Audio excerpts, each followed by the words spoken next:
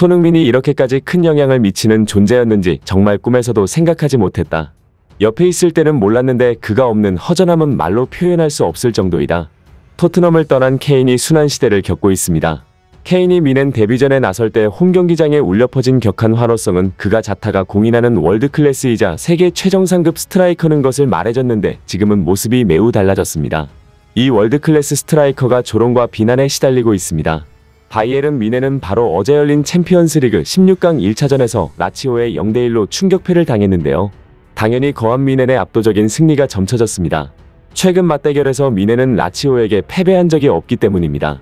하지만 예상과 다르게 결과는 충격패였고 뮌헨은 17차례의 슈팅을 시도했음에도 유효 슈팅은 0회에 그치며 제대로 된 공격을 펼치지 못했습니다. 뮌헨은 사실상 리그 결승전이라고 볼 수 있는 지난 레버쿠젠과의 경기에서도 졸전을 펼쳤습니다. 슈퍼컵 결승전에서 패배했고 리그컵 대회에서 탈락했고 리그 우승 레이스도 뒤처졌고 챔피언스리그 탈락 위기까지 몰린 것이 뮌헨의 현 주소입니다. 가장 충격적인 것은 해리 케인의 부진입니다.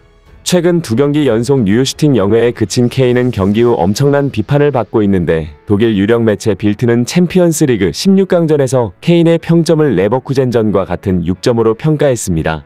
독일 언론은 숫자가 1점이 가장 높고 5점이 가장 낮은 평점을 의미하는데 케인이 2연속 평점 0점을 받은 셈입니다. 케인이 하위권 팀과의 경기에서는 골폭풍을 몰아치는데 정작 중요한 경기에서는 제로 수준의 클러치 능력을 보여주자 현지에서도 분노를 표하고 있습니다. 그동안은 케인이 부진할 때마다 애초에 박스 근처에서 공 자체를 못 잡으니까 케인 탓만 하기엔 뭐하다는 얘기가 나오곤 했었는데요. 이번 경기에서는 빅찬 스미스에다가 심각한 수준의 연속 패스 미스를 범하며 경기력까지 떨어진 모습을 보였습니다. 뮌헨 내부 기자의 SNS발 소스에 의하면 경기 후 케인은 뮌헨의 현 상태에 크게 낙담하여 컨디션 관리까지 실패하고 있으며 손흥민 같은 파트너가 없다라고 전에 충격을 주고 있습니다. 축구도사라고 정평이 나 있는 케인이 볼을 많이 만지면서 전반적으로 팀의 경기력 향상에 관여해야 하는데 공을 잡지조차 못하고 있는 지금의 현실에 큰 괴리감을 느끼고 있는 것입니다. 독일에서 케인을 막는 법은 이제 모든 팀들이 다 압니다. 그냥 두 줄 수비 세우면 끝입니다. 이러면 케인은 공도 못 잡고 따라서 경기에도 관여할 수가 없습니다. 그런데 생각해보면 의아한데요. 케인이 토트넘에 있을 때도 분명 두 줄 수비를 상대했는데 그때는 케인의 영향력이 컸고 꾸역꾸역 많은 골을 넣어줬습니다. 대체 무엇이 문제일까요? 그건 바로 케인마저 인정해버린 손흥민의 존재입니다. 옛 파트너의 빈자리가 상상도 안 갈 정도로 컸던 것입니다. 챔피언스리그 경기가 끝나고 독일의 유력 전문가들은 열띤 토론을 하며 손흥민 없는 케인은 왜 반쪽짜리 선수가 되는가라는 논제에 대한 분석을 내놓았는데요. 내용을 보면 흥미로워 소개해드립니다. 그것은 대한민국의 국보나 다름없는 손흥민이 얼마나 위대한 선수인지 100% 알 수 있는 내용이었습니다. 현재 케인의 유일한 문제는 파트너가 손흥민에서 사내로 바뀐 것이다. 이것은 비유하자면 최상급 런닝화를 신고 마라톤을 하다가 군화를 신고 마라톤을 하는 것과 같다. 손흥민은 존재 자체만으로도 케인을 자유롭게 만들었다. 손흥민이 가진 여러가지 툴은 언제나 수비수들의 경계 대상이며 수비수들은 손흥민을 막다 보면 헷갈리기 시작한다. 손흥민이 공을 잡으면 오른쪽으로 친 다음 오른발 슈팅을 할까? 왼쪽으로 친 다음 왼발 슈팅을 할까? 아니면 슈팅을 하는 척하면서 크로스를 올릴까? 그야말로 수비는 모든 방향, 모든 경우의 수를 다 생각해야 한다. 손흥민은 공을 잡지 않고 있을 때도 문제다. 수비수 입장에서는 압박을 해서 막아야 할지 아니면 뒤로 물러서서 막아야 할지, 어떤 타이밍에 수비 라인을 끌어올려야 할지, 손흥민이 저쪽에 있는데 지금 오버래핑을 해도 되는 건지 등 정말 오만 가지 생각을 할 수밖에 없다.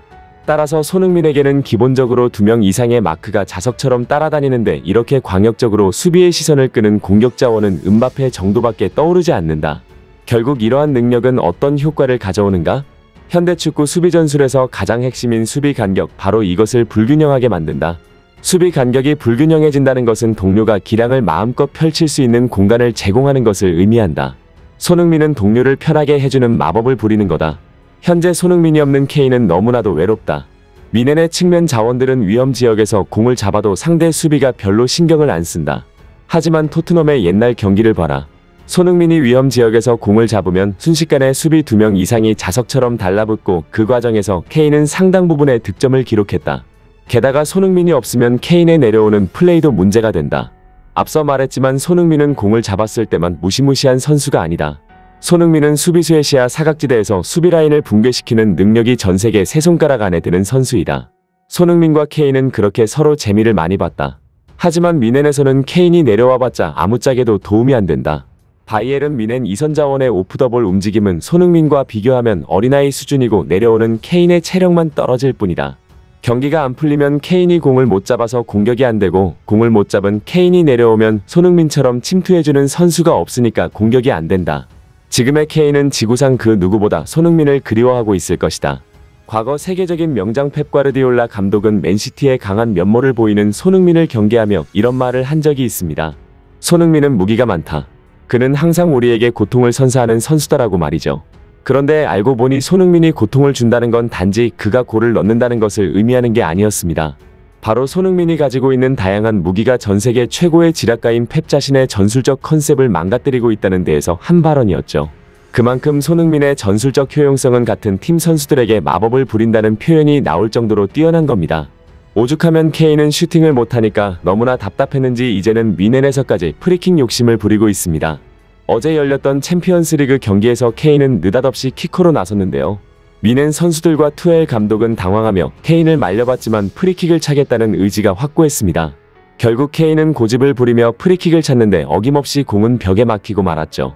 경기가 끝나고 독일 매체들은 팀이 지고 있는 상황에서도 케인이 키커로 나설 줄은 몰랐다며 0.2%라는 처참한 프리킥 성공률을 보이고 있는 케인은 토트넘에서 수많은 프리킥 기회를 맡았음에도 5년 넘게 득점한 적이 없는 선수인데 왜 팀이 지고 있는 절체절명의 순간에 프리킥을 찾는지 비판의 목소리를 높였습니다.